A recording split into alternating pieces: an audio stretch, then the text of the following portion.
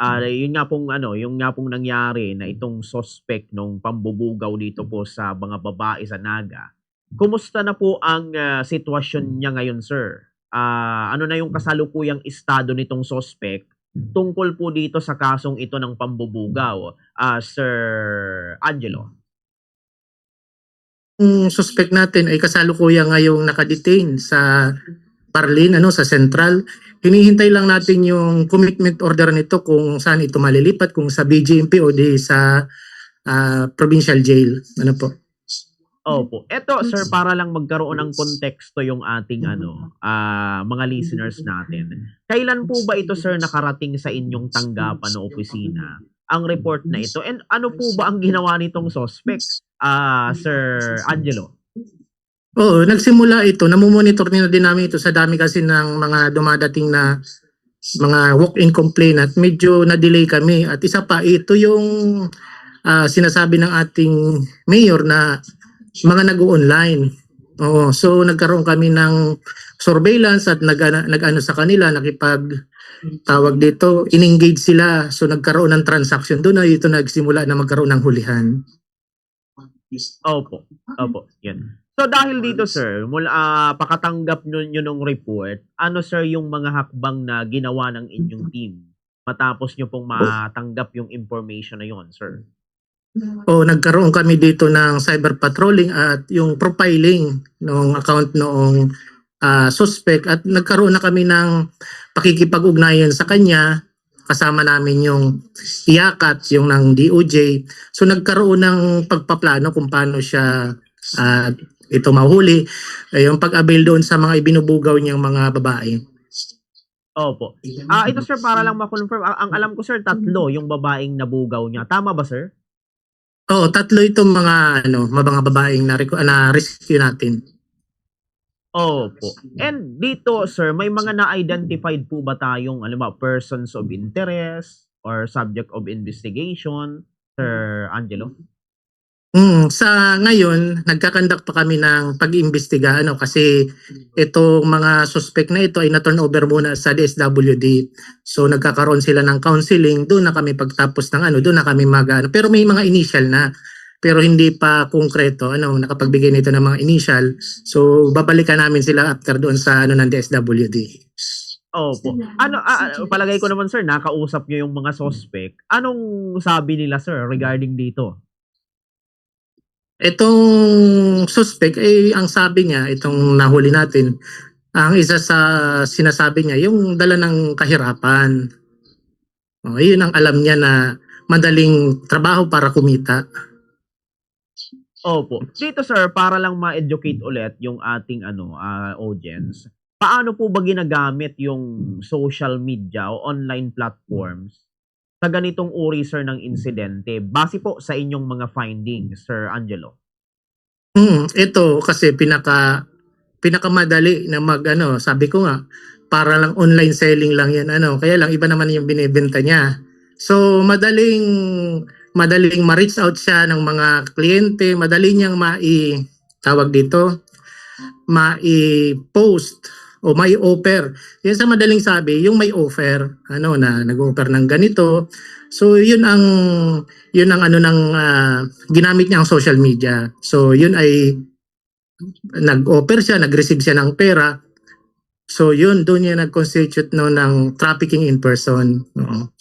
Opo. Dito sir, may pattern po ba kayong nakikita sa paraan ng paglapit sa mga estudyante? Bakit mga estudyante yung parang nabiktima, Sir Angelo?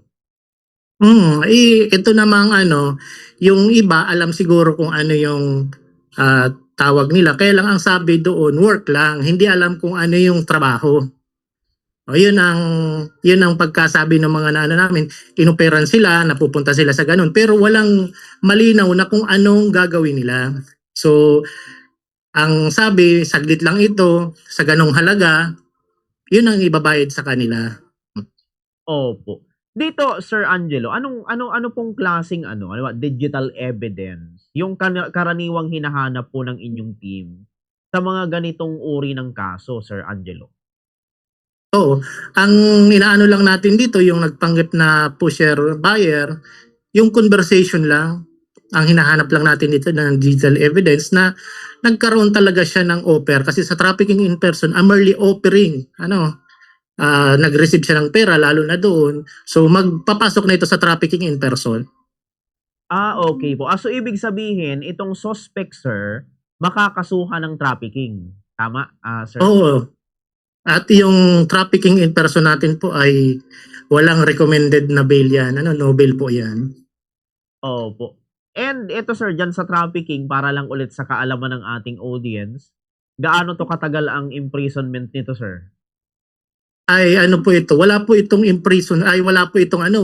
bail. So magde-determine po yan kung gaano ko katagal. Kung halimbawa 40 years yan, so bubunuin po nila yung 40 years niyan sa loob ng kulungan.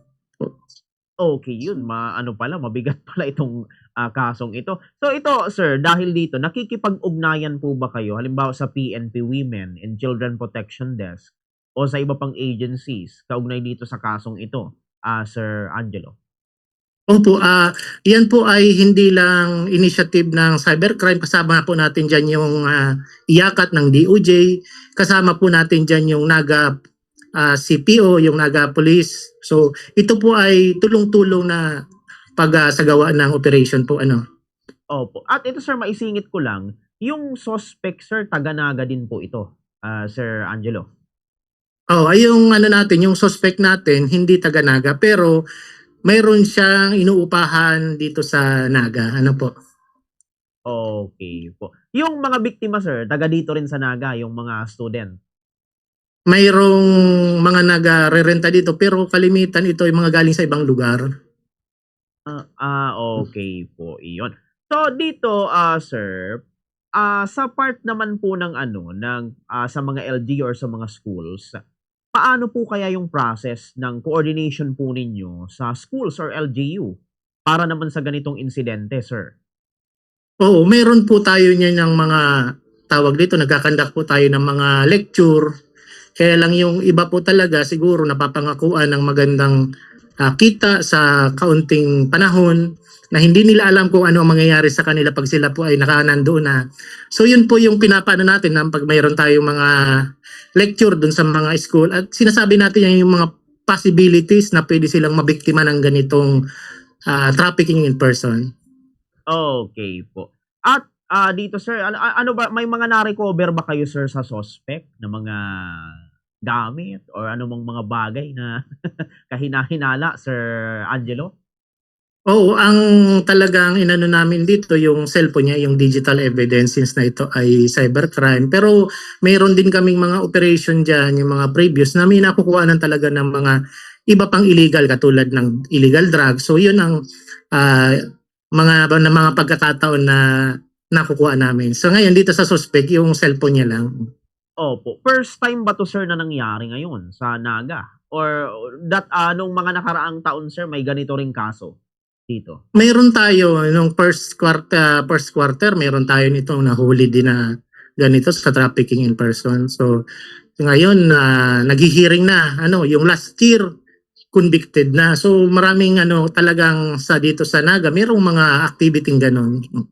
Opo. Yung mga biktima, sir, na student, kumusta po sila ngayon? Nakausap nyo rin po ba sila, Sir Angelo? Oo, nakausap din namin kaya lang nung medyo nahihiya sila. Kaya lang ang pagkakataong yun na turnover namin sila sa DSWD o yung sa city social worker para magkaroon sila ng tawag dito ng debriefing. Opo. And dito, sir, ano na ngayon yung status, sir, ng kaso? Investigation stage pa po ba? Filing o follow-up operation, Sir Angelo? Oo, yung natin, yung suspect ngayon kasalukuyan na nakapiit. Pending na lang ito, naghihintay na lang ng commitment order. So pwede anytime pag naglabas si judge ng order, pwedeng either na sa BGMP or sa provincial siya ma-turnover. At may mga kasunod pa tayo nito na follow-up operation. Ano po? Opo. Dahil dito, sir, ano ngayon ang inyong mga susunod na hakbang, mga plano, or mga future na gagawin para hindi na maulit or malimitahan yung mga ganitong uri ng kaso and maprotektahan yung privacy at safety ng mga estudyanteng sangkot, sir? nag-coordinate na kami nito doon sa mga colleges and university, lalo na doon sa mga inaabot doon sa mga itong mga high school natin. So, nagkakaroon kami ng widely information dissemination na hindi sila mabiktima ng ganitong trafficking in person. Mabuti na rescue kaagad kasi kung minsan yung iba may mga tayo na talagang umaabot sa na nagkakaroon ng ng harassment na doon. Wala nang magagawa yung yung mga biktima natin. Opo, yung mga biktima sir na hindi naman sila sir na trauma or na trauma po, mga ganon. Medyo nung una traumatic talaga, kaya lang nung sabi nga nung mapaliwanagan na sila ay biktima rin, hindi sila dito ikukulong, medyo kumalma na medyo naging normal na din ang lahat. Opo, iyon. So, ito sir, bago tayo magtapos, siguro ano sir yung ating siguro panawagan sa publiko kaugnay nitong pinag-usapan natin na pambubugaw nitong suspect sa 3 estudyante para makaiwas dito. Ano kaya yung maipapayo natin sa public, Sir Angelo? Opo. Magandang po sa pagkakataong ito sa atin pong mga kababayan, yung sabi nga gustong magtrabaho, madaling magkaroon ng pera, wag na po silang mag-engage sa ganitong sistema, yung mag-offer, kasi papasok po talaga sa trafficking. At doon po sa ating mga kababaihan, lalong-lalo yung mga estudyante, na kung may mga offer sila sa kanila na kikita sila ng ganito sa kunting panahon lang, pag-isipan nila, saka baka sila na po nandun na sa stages na sa trafficking in person na sila napupunta.